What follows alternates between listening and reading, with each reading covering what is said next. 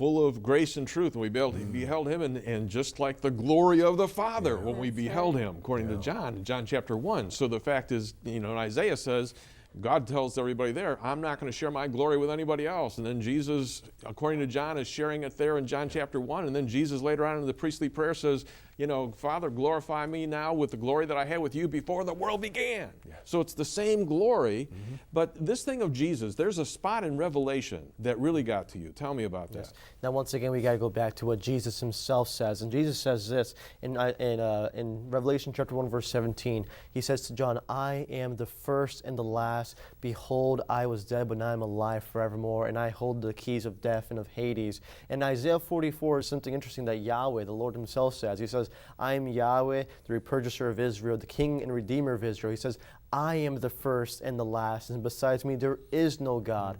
Revelation chapter 1, verse 7 says that, look, he is coming with the clouds, and every eye will see him. Who is coming? Verse 8 says, I am the Alpha and the Omega, says the Lord of hosts, the one who is, who was, and who is to come, the Almighty. Who is coming? The Almighty. Revelation chapter 22 says it very clearly that there's someone else who's coming. Verse 12 says, look, I am coming quickly, and my reward is with me to repay each person according to what he has done. Revelation 2:23 says that it is Jesus who searches the heart and will give to each man what he deserves. And it says in verse 13 of 22, I am the Alpha and the Omega, the first and the last, the beginning and the end. And so Alpha and Omega in Greek just simply means the first and the last.